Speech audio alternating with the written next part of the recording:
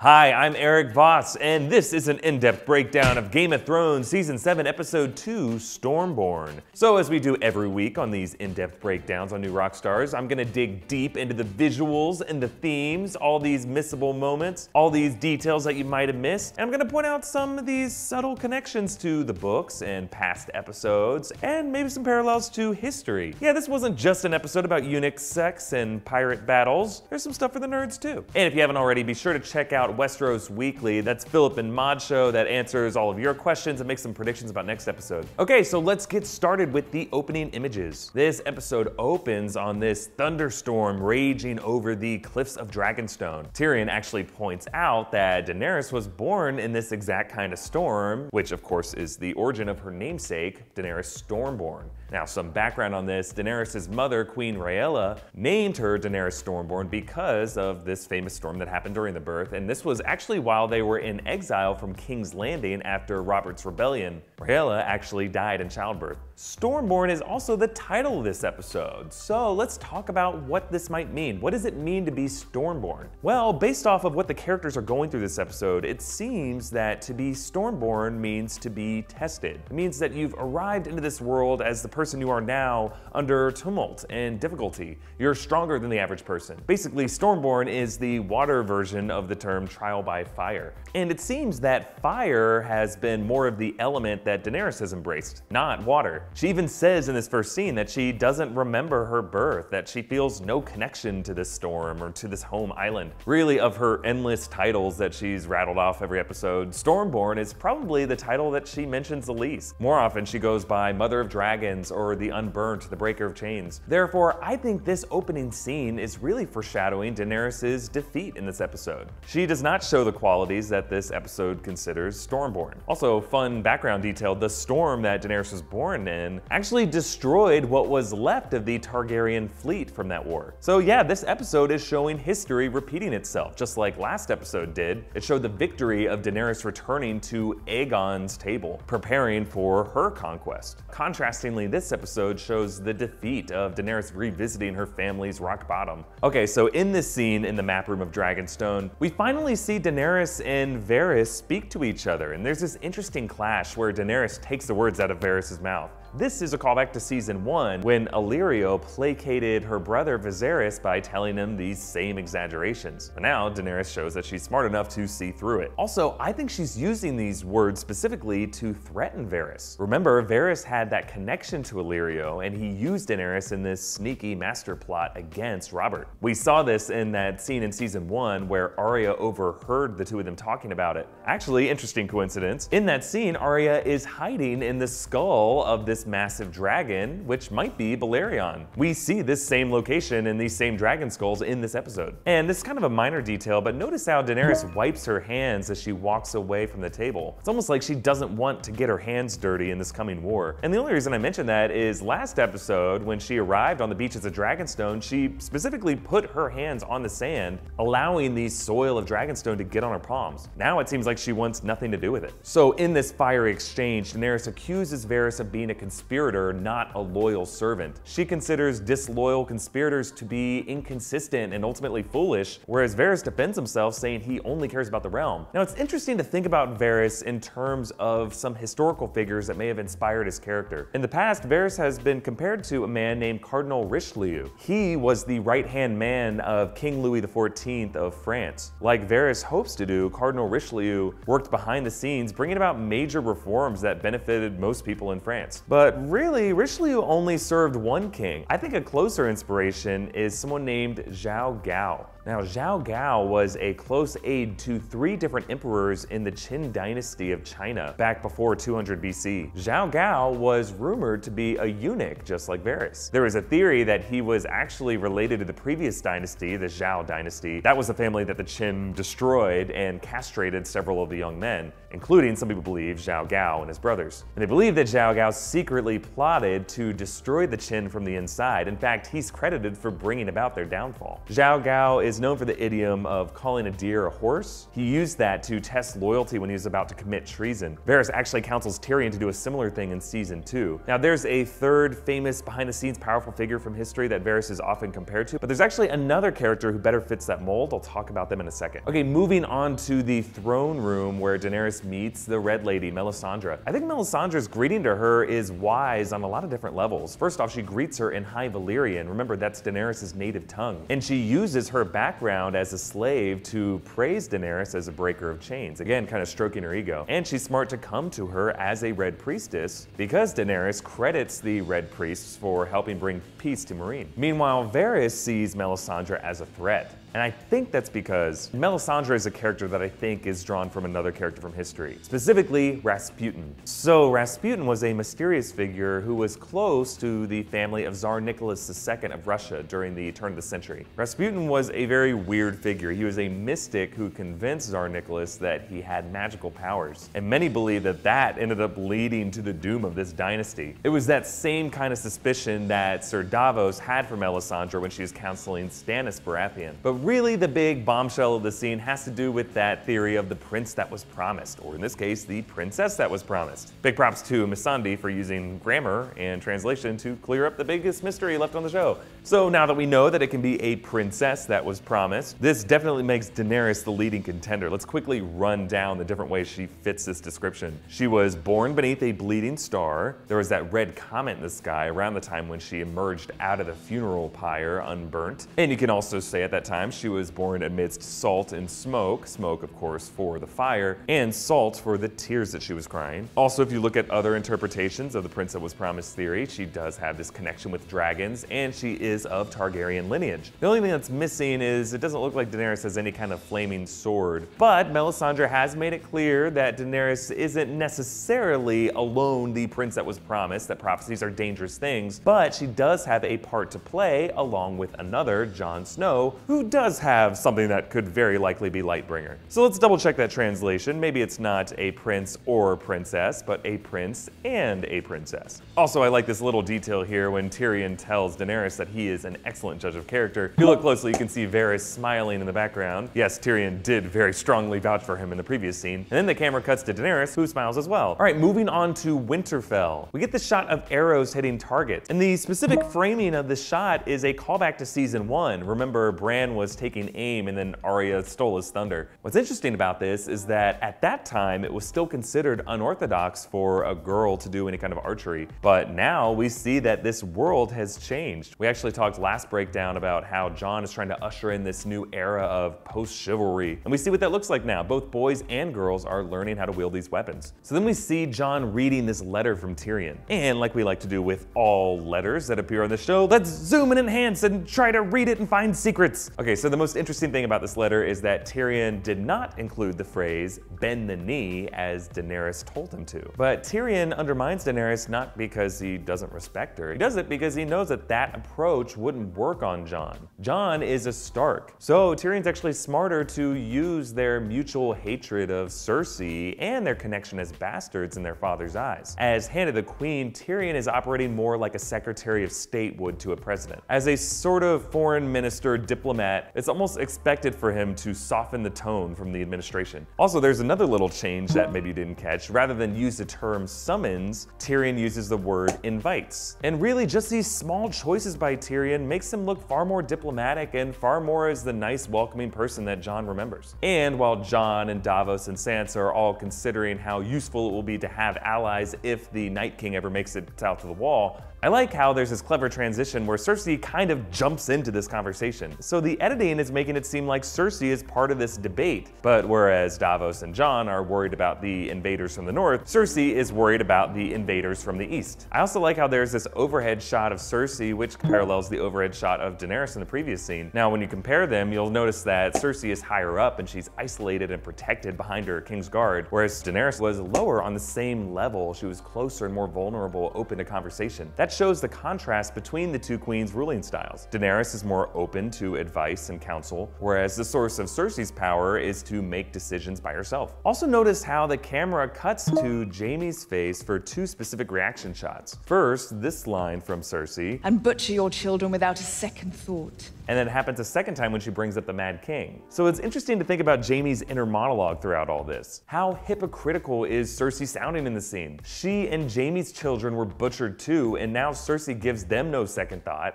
And lately, she's been acting like a Mad King herself, the tyrant that Jaime killed to prevent this kind of cruelty. So really, it seems like Jaime's wondering who's the real butcher and who's the real mad monarch. And while we were comparing Cersei's ruling style to Daenerys's, this scene also compares her to the King in the North. Notice in her call to arms to all these southern lords, she appeals to fear, specifically citing the High Lords that were crucified back in Meereen and then fed to the dragons. She's trying to scare the crap out of all these guys, but it's an exaggeration. The reason Daenerys hasn't attacked King's Landing is because she doesn't want to be the Queen of Ashes. Meanwhile, Cersei is more than happy to rule over a pile of ashes. Meanwhile, comparing this to the King in the North, Jon, even though everyone in the North have way more to fear from the White Walkers, an existential threat to all of them, Jon keeps his message more about loyalty, how these families have stood by each other for thousands of years. There's actually a moment later this episode that brings up this difference between a ruler being feared or loved and which one's more valuable. Now, it's actually interesting in this scene that Lord Tarly asks how to beat dragons, and Qyburn teases a solution, which we find out later is this giant crossbow, and it's appropriate that Tarly's the one asking because if you remember, his house sigil is of the archer. And while we're talking about arrow imagery, there's another layer of humor with Jaime confusing Dickon's name as Rickon, other than Dickon just being a stupid name.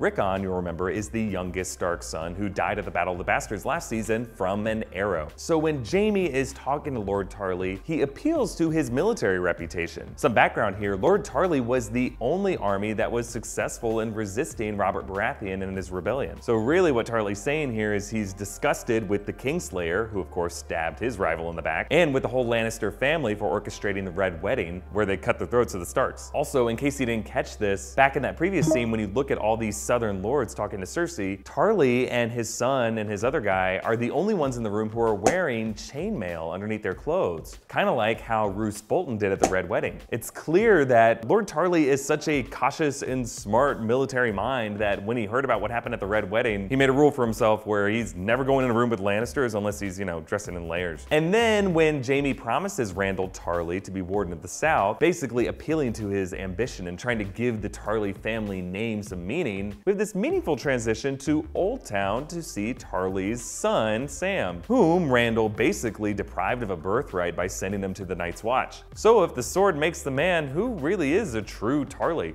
In this case, it seems like the show is saying Sam. Actually, we see a sword speaking for a man in this scene. Archmaester Ebrose allows Jorah Mormont to stay in Old Town for another night because he recognizes that his sword is that of an anointed knight. If you think about it, this sword is kind of part of what saves Jorah's life. Okay, let's move on to the Red Keep basement with Cersei and Qyburn looking at these dragon skulls belonging to Aerys Targaryen. So a little background here, the Red Keep throne room when the Mad King Aerys was in charge was filled with these. Now, he was crazy. He claimed he could transform into a dragon and burn his enemies. But of course, the dragons were extinct, so he just kept up this illusion, using their skulls to intimidate anyone who came to talk to him, and then of course torching people with wildfire, as he did with Rickard and Brandon Stark. It's interesting that she brings that up because she just did a redecorating herself. She replaced the 7-point star window and the Baratheon stags all over King's Landing with her Lannister lion. Now, it's interesting, in the opening credits, the Baratheon stag is still over King's Landing. I'm not exactly sure why that's the case, because Cersei seems pretty proud of the fact that she's a Lannister. It's not like she's even pretending to be a Baratheon anymore. But I suppose that from a legal point of view, when you think about all the other objective authorities around Westeros and Essos, the Maesters of Old Town, the Iron Bank, many of the other High Lords, they probably see Cersei's legal claim to the throne, even though it's super shaky, through her connection to the Baratheons. The fact that she was Queen Regent of Tommen and Joffrey, and the widow of Robert Baratheon. I know it still feels like a doesn't make total sense. But it's the opening credits. Who's really paying attention to those? Just kidding, we are. There's so many interesting things in these opening credits. Actually, watch Westeros Weekly because Philip and Maude go into a lot of new cool changes that they made. And speaking of game board looking maps, I feel like this scene down in the basement is meant to be the next step of the chess game going on between Cersei and Daenerys. Remember the first time we saw Cersei last episode, she was showing off her big new war map in the Red Keep, and the episode ended with Daenerys one-upping her with her own big war map, the one designed by her great however many grandfather Aegon. But then now Cersei one-ups that by showing that she has something of Aegon's too, the skull of Balerion the Dread, and on top of that, a weapon that could possibly beat dragons. So do you think this giant crossbow could actually kill dragons? Qyburn is right. We did see spears in Meereen at the end of season 5 that did wound Drogon. Now last episode we kind of touched on a theory based off of stuff in the books where people are saying that arrows made out of wood from the weirwood tree could have some kind of magical power that could kill a dragon. In the books there was a character named Brandon Snow who was the bastard brother of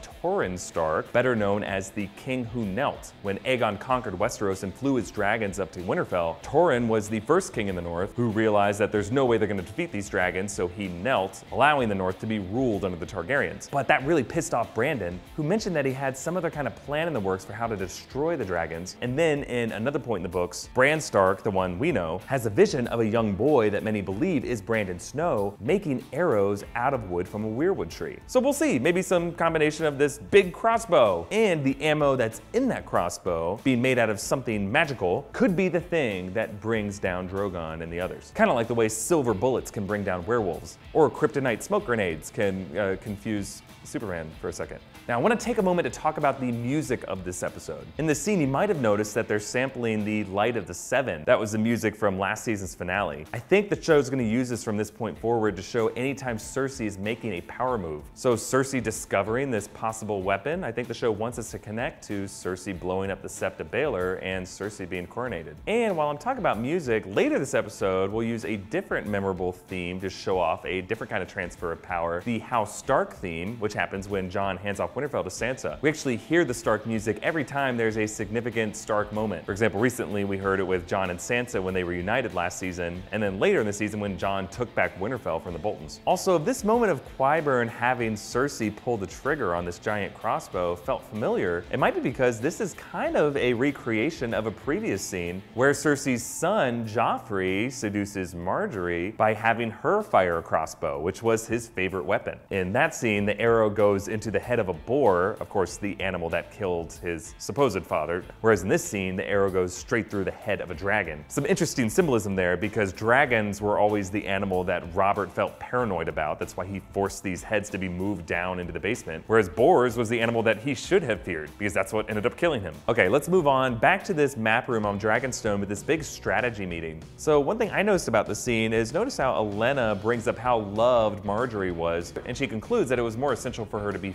feared. She's invoking the famous political philosopher Machiavelli. He memorably asked if it's better for a ruler to be feared or loved and concluded that it's safer to be feared. Machiavelli actually argued that a ruler should never have firm public convictions, that he should play things closer to the chest. That unpredictability is what makes people fear you. That didn't know I was gonna do that. Oh boy, it's late. That's what Olenna is trying to communicate to Daenerys by telling her to be the dragon. She's telling her to be unpredictable. Don't be pushed around by these clever schemers. Use your own inner strength. But if you look past that, Olenna is totally using her own Machiavellian strategies. She's playing Daenerys here. Ultimately, even though Daenerys says that she doesn't want to be Queen of the Ashes, borrowing Tyrion's line, that is all Olenna wants. She has nothing left. She just wants to see all of King's Landing burn. So while it's not the most sage advice, it is what Olenna wants. Okay, so Tyrion uses the pieces on this map table to explain the siege of King's Landing that he's planning. I actually think this siege is modeled off of another famous siege in history, the siege of Yorktown that ended the American War of Independence against Britain. So the way that worked was General Cornwallis, who led the British troops, ended up isolating himself at Yorktown, which was situated on a peninsula peninsula facing the eastern bay of the Chesapeake. If you compare that to the map of Westeros, that's similar geography to King's Landing. But then in that war, the French fleet blockaded the bay, cutting off supply lines, and at the same time, American forces split up to block the British from the north and the west. And this siege lasted a total of 3 weeks until the British eventually surrendered. And I think this parallels exactly what Tyrion wants to do. He wants to use the Dornish on the Greyjoy fleet to block Blackwater Bay, while using the armies from Highgarden to block the men from land. Okay, moving on to the hottest scene of this episode, one that did involve disgusting jump cuts from scabs to pies. Yeah, the sex pots that everyone loves to pause the screen on. Grey Worm and Missandei. I actually think this shot of Grey Worm sharpening the blade while the fire lights it from behind might be a visual reminder of the moment that he became a eunuch. That's how they had to do it. They had to heat a super sharp blade to, yeah, you know. The only reason I bring it up is I'm sure it is on Grey Worm's mind in this scene. I also want to point out how Grey Worm discusses how the Unsullied Masters tested all the Unsullied by using their fears against them. Specifically, he mentioned that if someone was afraid of the sea, they would throw them into the sea, and if they learned to swim, great, and if they drowned, well, great too, because the Unsullied were still stronger. That actually sounds a lot like what the Ironborn do when they baptize people with the drowned god. They force them to drown, and if they come back, then great, you're harder and stronger. But really, I think this connects to this theme of this episode, what it means to be Stormborn. Here, Grey Worm is being tested with his fear. He's finally becoming a more complete person through this uncomfortable trial. Okay, moving back to Old Town in the library with Sam and Archmaester Ebrose. So there's a few really interesting details about the books in this scene if you're looking closely. First one is when Ebrose pulls this book, The History of the Lannister Family. Ebrose talks about the writer, Archmaester Chevalathan. He says he's a dreadful writer but an excellent researcher. And you might remember that this is the same guy who wrote a different book that we've seen on the show before, A History of the Great Sieges of Westeros. Remember, that's the book that Tyrion read in season 2 while preparing for the Siege of King's Landing. And yes, while Tyrion seemed super bored by this read, he did end up being pretty knowledgeable as a leader under siege. Now, I'll get to another awesome detail in a second, but while we're talking about the books of Westeros, I want to say that the reason we even get to make these videos, because guys, we can't do this for free, is because our friends at Audible are sponsoring it. Audible offers a wide selection of audiobooks and podcasts, and you can get a free audiobook with a 30-day trial by going to audible.com/newrockstars. Audible is honestly how I reread, or I guess in this case, re-listened to, the whole A Song of Ice and Fire series, and how I catch up on George R.R. Martin's fascinating background on all this stuff. I actually really liked A Game of Thrones, A Family History. Trust me, it's way better than Archmaester Chevalathan's version is. Again, check out audible.com/newrockstars or click on the link in the description to start your trial today. Okay, let's get back to the Old Town Library. Now, you might have noticed this moment with Sam and Archmaester Ebrose when he's talking about the title of the book he wants to write. Now, in the past, we've talked about this theory of all the events in Game of Thrones being revealed as events in a history book that will be written by Sam at the end of the series. And maybe this moment is suggesting that that book will have a very poetic name of A Song of Ice and Fire. Philip and Maude actually went into this in Westeros Weekly, so check that out. Really, I think this idea is just popular because people might want a moment that's kind of like in Lord of the Rings, where Bilbo Baggins wrote the manuscript for There and Back Again, which is the story of The Hobbit. Even though J.R.R. Tolkien was one of George R.R. Martin's inspirations, I don't know, this just seems a little too cheeky for George. I think this moment could just be a wink at that theory. But let me know what you think about this in the comments. And then there's a third interesting author that's mentioned. Sam mentions reading The Study of Rare Diseases by Archmaester Pylos. Now, the name Pylos is a reference to the character just regular Maester Pylos in the books. He is a younger Maester who served Stannis Baratheon at Dragonstone. He replaced Maester Cresson. Now, that Maester did know Shireen Baratheon, so he might have some expertise on how to treat grayscale, even though Maester Cresson was really the one who cured it. But to me, it seems like the show is just reusing that name and reappropriating it as this older Archmaester from the past. Now, real quick, let's talk about this letter that Jorah is writing to Daenerys. And of course, let's zoom and enhance. Ooh, the quality is so much better magically. So basically, this is super sad and depressing. It says, I came to the Citadel with the last hope that the Maesters could treat me, but I'm beyond their care. Also, check out the bottom there. I have loved you since the moment I met you. It's a shame he stopped writing because it was just getting good. This is super sad. Jorah is basically admitting that his grayscale will cause him to lose his mind before too long, so he's writing this letter as kind of a video that someone who's dying makes for their kids to watch after they're dead. But in this case, the kid that they're writing it to is also someone they're in love with romantically. Okay, I made it weird. But then when Sam comes back in, notice how he brings up Jorah's father, Jeor Mormont. Sam knew him from his days at the Wall. And then he says this, "You're not dying today, Sir Jorah." Sam is actually returning a favor from a very specific moment in season 2 when Jeor told him to get his ass in line. Darling, I forbid you to die.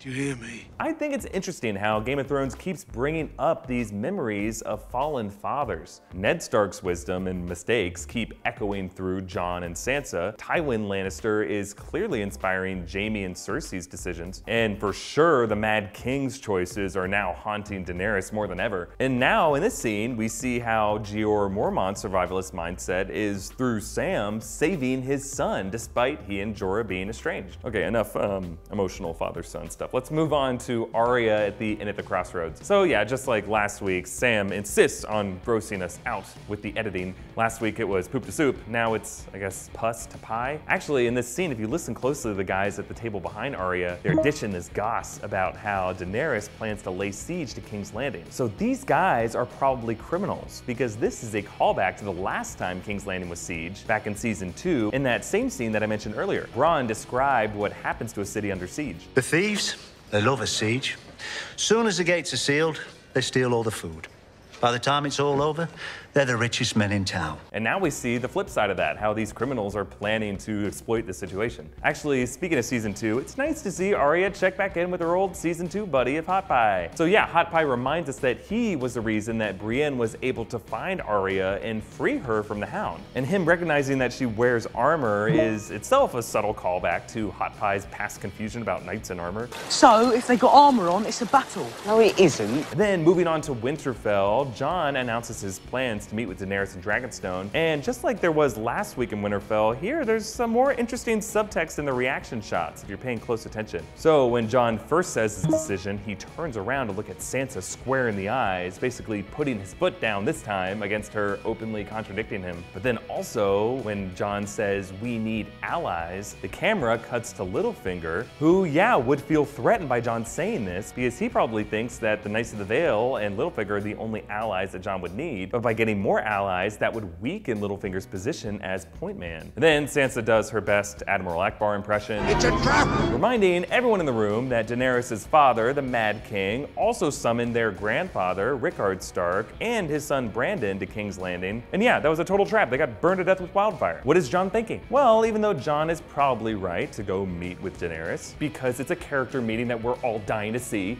just like Cersei tried to do in the South, these Northerners are using the sins of the father to judge the child. Meanwhile, this younger generation is struggling to escape the shadow of their fathers. And we literally see Jon in his father's shadow when we move on to the crypts beneath Winterfell, in front of the grave of Ned Stark. Though we should say this is technically not Jon's father, it's his uncle, but whatever. Father figure. And I like how even though Jon has been trying to be smarter than Ned was, he still lets that Stark sense of honor get the best of him, doing whatever Stark really wants to do. Grab Littlefinger by the throat. Actually, the framing of the shot is exactly the same as that scene in season 1 where Ned grabbed Littlefinger by the throat in King's Landing. Like father, like son. Or like uncle, like nephew.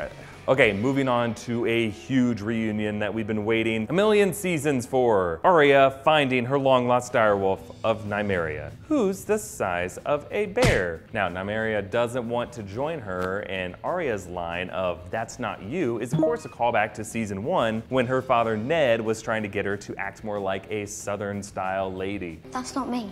So Arya is remembering that she never wanted to be lectured about family duty or being a good Stark. She wanted to go her own path. So it's only natural that her direwolf would too. Philip and Maud actually have two interesting interpretations of this scene in Westeros Weekly. But the way I see it is the direction of the scene is super interesting. Notice how it begins with Arya shivering and she breathes this cold air and the horse is freaking out. Even though last week I saw that teaser with the wolf, in this moment it kind of felt like Arya was about to be surrounded by White Walkers, right? Either way, it's it's interesting to see this fear in Arya's eyes. This is the first time she's looked scared since she left Braavos. She's being reminded of her vulnerability out here on her own. Actually, last breakdown we talked about how Arya's lone wolf confidence was pretty short-sighted. Remember the line in the season 7 trailer with Sansa quoting Ned Stark from the books, "The lone wolf dies and the pack survives." So I think this is significant. This is the first time this lone wolf felt scared in a while. And at the same time, she's seen how another lone wolf that she knows survived by forming a pack. So I think this reinforces her need to return to her pack at Winterfell.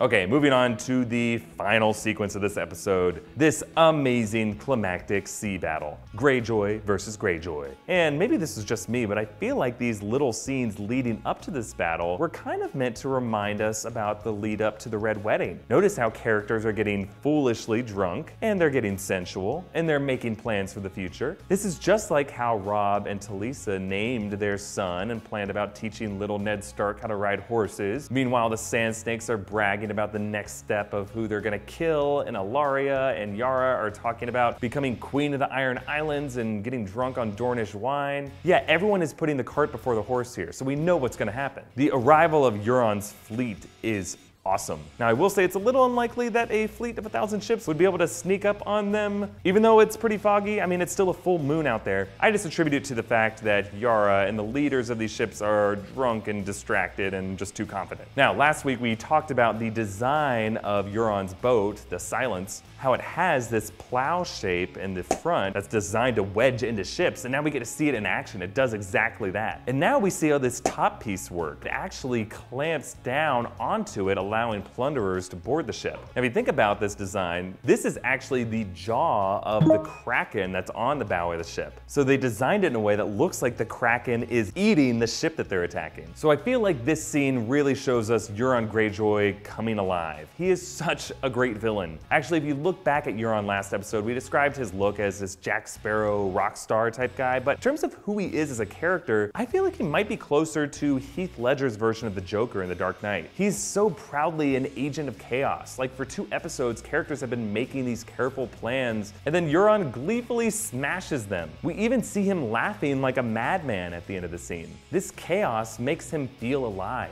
And I think, like Heath Ledger's version of that character, I think Euron's energy seems to be that of a mad dog. And I think that's intentional. Remember earlier in the episode, Varys mentioned how the dogs of King's Landing wouldn't stop howling during the last storm. And now during this storm, this dog is howling with laughter. Now you probably noticed that Euron is using a battle axe in the scene. That is a reference to Victarion Greyjoy, a character in the books. He's Euron's brother and he famously uses an axe. Now Victarion isn't in the show, but it seems like they've merged Euron's character in the books with Victarion's character, bringing in details from both to form this new awesome character. Now another little detail here is notice how Euron's guys are cutting out the tongues of the people they're conquering. In the books, this is actually what Euron does to every guy that he conquers. He cuts out their tongues specifically to prevent them from mutinying against him. So it's not just this barbaric tactic, it's actually got a practical purpose. Now there's some great Game of Thrones action in this scene. I'll admit it's a little hard to follow, but what they do really well in this is they let the actors tell the story, kind of like they did with Jon Snow in the Battle of the Bastards. They focus on the emotional reaction of one character to let us know what the tide of the battle is. Specifically, notice Yara's hopeless face as she sees her fleet burning around her. Basically, she's telling us in this moment that the battle is already lost.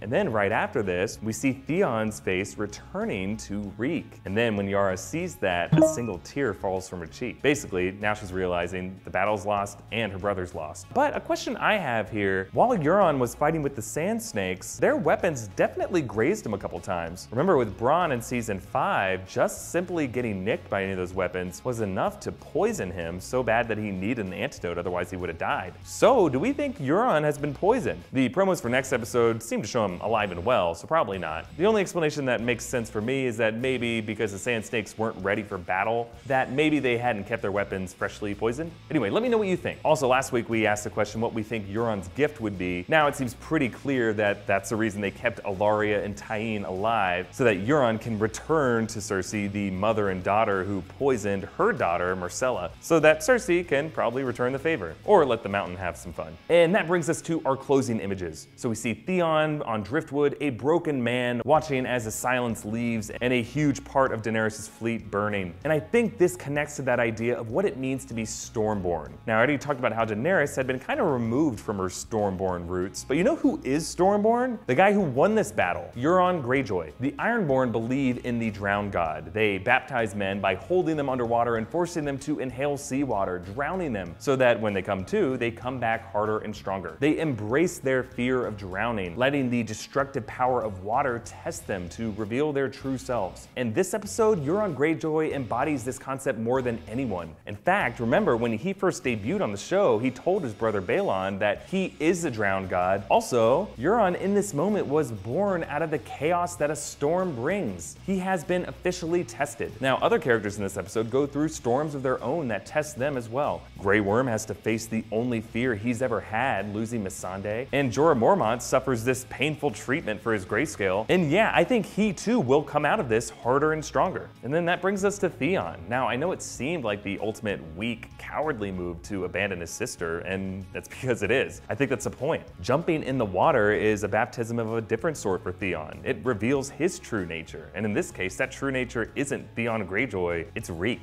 The lesson from this is that when we're tested, we don't control the identities that we become. That is what it means to be Stormborn. Let me know your thoughts about this episode and any theories you have on the questions that I brought up in the comments below. Or you can tweet at us, I'm at Erik Voss, or at New Rockstars, at New Rockstars. And specifically, if you have any questions, make sure to include the hashtag Westeros Weekly so that Philip and Maud can answer it on their show. Also, make sure to check out our breakdown of last week's episode, and stay tuned for a breakdown of next episode titled The Queen's Justice. Big thanks to all of our donors, especially Chris Kell. Thank you for watching, and if you aren't crazy about how I do these breakdowns, just know I do everything that I can for the realm of subscribers. So subscribe. Bye.